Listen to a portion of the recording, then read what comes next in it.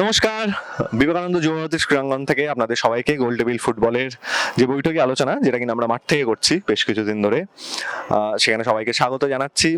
যদিও এখন আর সন্ধে নেই, রাত হতে চলেছে। আজকে আইএসএল কাপ ফাইনালের ম্যাচ ছিল, মুম্বাই বনাম মোহনবাগান। মোহনবাগান 3-1 গোলে ম্যাচটা হেরে গেল। দেবজয়দা, তুমি প্রথমে তোমাকে জিজ্ঞেস করো, তুমি একদম সামনে থেকে যেহেতু খেলাটা দেখছিলে, কি কি দেখলে খেলাটা?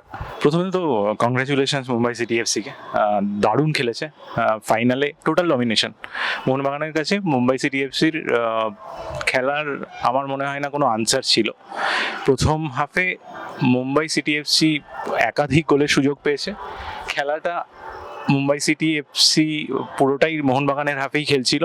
একটা সুযোগ দিমি যেটা করে এসেছে পুরো সিজন ধরে, একটা সুযোগ সেটাকে কনভার্ট করেছে। আর কামিংস, আমরা এটা হাজারবার বলেছি, কামিংস যতই খারাপ খেলুক ঠিক সময়ে ঠিক জায়গায় কামিংস পৌঁছে যায়।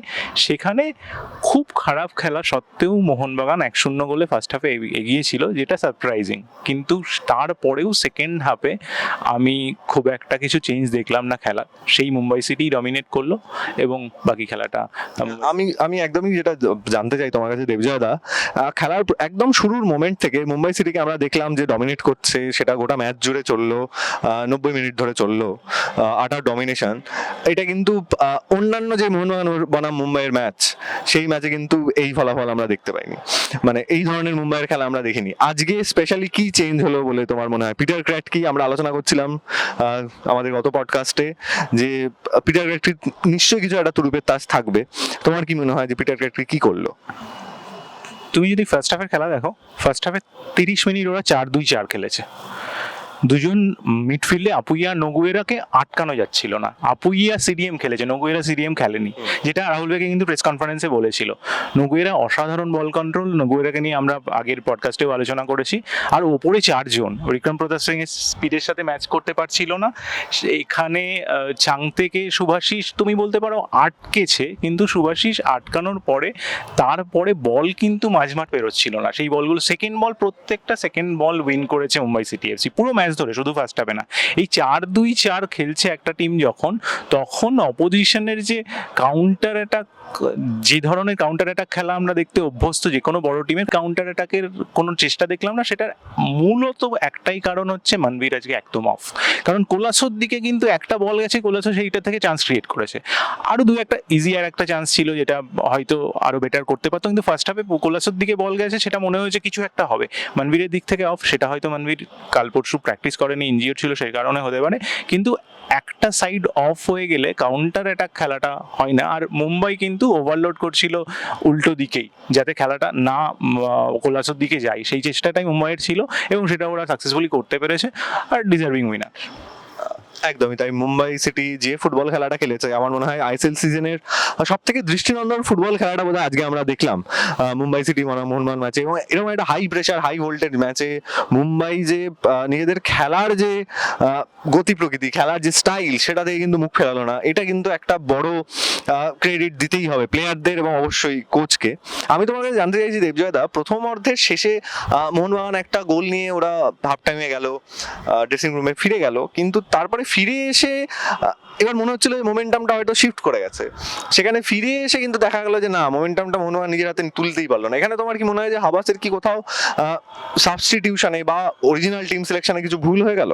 আমার মনে হচ্ছে হাবাস মাস্টার ক্লাস, আমরা তো বলে এসেছি সেটা সত্যি হয়েছে, কিন্তু আজকে তো আমরা সেরকম সাবস্টিটিউশন দেখতে পেলাম না। প্রত্যেক দিনই দেখি দীপক টাংরি বসে গিয়ে অভিষেক সেকেন্ড হাফে আসে এবং অভিষেক খেলাটাকে মাঝমাঠে কন্ট্রোল করার চেষ্টা করে।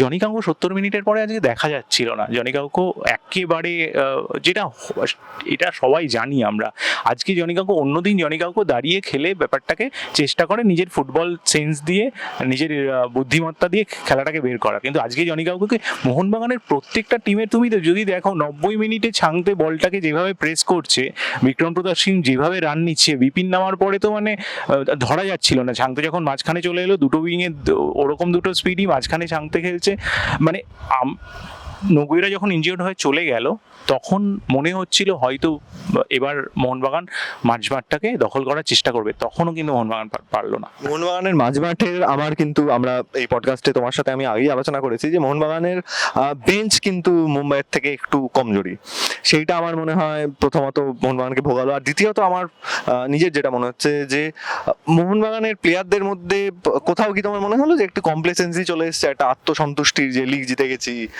নাকি উল্টো দিক দিয়ে যদি বলতে হয় যে মুম্বাই যেহেতু দুবার এসছে এর আগে 60,000 দর্শকের সামনে খেলেছে, ওরা অনেক বেশি জিততে চাইছিল এই ম্যাচটা, ওদের মধ্যে সেই গোল করার খিদে, ম্যাচ জেতার খিদে, একটা ট্রফি লেস সিজন হয়ে যাবে, এত ভালো খেলেছে, সেইটা কি তোমার মনে হয় বেশি ঠিক? আমার মনে হয় একটু তো ওভার কনফিডেন্স এসেই যায়, এইভাবে কামব্যাক করা, শিল্ড জিতে যাওয়া, তারপরে সেমিফাইনালেও সেকেন্ড লেগে হোম ম্যাচে ওড়িশার এগেনস্টে ভালো খেলে জেতা, সেখানে সেটা এসেই যায়। কিন্তু মুম্বাইকে দেখে মনে হচ্ছিল ওরা জিততে এসেছে, মুম্বাইয়ের জেদটা আজকের খেলায় অনেক বেশি লাগছিল। সেখানে মোহনবাগানকে না প্রথম থেকে একটু শেকি আর একটু ডিফেন্সিভ লাগছিল, যেটা হওয়ার কথা না। কারণ মোহনবাগান এই টিম নিয়ে ডিফেন্সিভ খেলবে কেন? আমি কোনো লজিক খুঁজে পাচ্ছি না মোহনবাগান ফার্স্ট হাফে যে খেলাটা খেলেছে সেই খেলার পেছনে। মানে এটা তো আর সেকেন্ড লেগের খেলা না, তুমি এক গোলে জিতে গেছো তারপর এক গোল ডিফেন্ড করছো, তুমি ফাইনাল খেলছো যেখানে তোমাকে, আর তারপরে যখন তুমি যেটা বলছো যে এক গোলে জিতে গেল, ওটা তো পুরো একটা মানে against the run of play, সেই against the run of play এক গোল যখন পেয়ে গেছো তখন তো সেকেন্ড হাফে আরো বেটার খেলা দেখবো, কিন্তু কিছুই হলো না, সেই একই খেলা দেখলাম। এবং মুম্বাই সিটি পুরো খেলাটাকে কন্ট্রোল করলো, পিটার ক্রাকলি যা যা চেয়েছে, যা যা বলেছে আমি দেখতে পেলাম, একদম প্রপার ইমপ্লিমেন্টেশন আজকের গেমে 90 মিনিটে। পিটার ক্রাকলিকেই আমার মনে হয় মুম্বাইয়ের এই জয়ের পিছনে সবথেকে বড় ক্রেডিটটা দিতে হবে।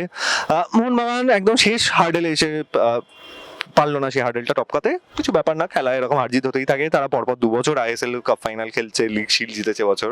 আমার মনে হয় যে মোহনবাগান সমর্থকদের এবং মোহনবাগান টিমের এএফসিতে ওরা কি করতে পারে সেটার দিকে অনেক বেশি করে তাকানো উচিত এবার, কারণ মাঝখানে বেশ অনেকটা সময় পাওয়া গেছে।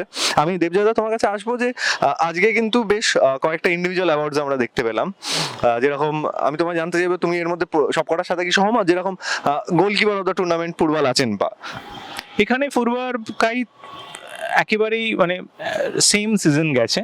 আজকে ফুরবা যেহেতু জয়ী টিমের একজন, মানে কাইতকে দিলেও কারোর কিছু বলার থাকতো না, ফলে ফুরবা পেয়েছে, এ নিয়ে আমি কোনো প্রশ্ন তুলছি না। এমার্জিং প্লেয়ার বিক্রম প্রতাপ সিং একেবারে ডিজার্ভিং, আর কাউকে আমি দেখতেই পাচ্ছি না সিনে। এছাড়া দিমি তো প্লেয়ার অফ দ্য সিজন, আর কেউ ওখানেও আর কেউ নেই। আর কেরালার দিমি স্কোর মানে বেস্ট স্কোরার, ওটা তো গোল করে প্রমাণ করেছে, 13টা গোল করেছে, সেমিতে না খেলার পরেও 13টা গোল করেছে, সবচেয়ে বেশি গোল করেছে। ফলে যে কটা অ্যাওয়ার্ড দেওয়া হয়েছে সেই কটা অ্যাওয়ার্ড একদম। আর একটা কথা সেটা হচ্ছে, আমরা জামশেদপুর গেছিলাম, বেস্ট পিচ পেয়েছে জামশেদপুর, যেটার সাথেও আমি সহমত। জামশেদপুরের পিচ সত্যি খুব ভালো, জামশেদপুরের পিচ খুব ভালো। আমার মনে হয় আরেকটা গুরুত্বপূর্ণ অ্যাওয়ার্ড বোধহয় এফসি গোয়া পেলো, সেটা হলো গ্রাস রুটে ওরা বোধহয় সব থেকে ভালো কাজ করেছে। বেঙ্গালুরু এফসি পেলো, ওটা বেঙ্গালুরু এফসি গোয়া আরেকটা কি আরেকটা ওরা বোধহয় আরেকটা ইন্ডিভিজুয়াল প্রাইজ পেয়েছে, সেটা আমরা আপনাদের জানিয়ে দেবো। আপনারা সেইটা জানতে হলে আমাদের সোশ্যাল মিডিয়া হ্যান্ডেলগুলো যেরকম ফলো করছেন সেরকম ফলো করুন। আমাদের এই ভিডিও আপনাদের যদি ভালো লাগে তাহলে লাইক, শেয়ার আর সাবস্ক্রাইব করুন। আর আজকের ম্যাচটার পরে তো বলতেই হয় যে আমরা যদি ভারতীয় ফুটবল এবং বাংলা ফুটবলের পাশে থাকি, তাহলে ভারতীয় ফুটবল এবং বাংলার ফুটবলের জয় হবে।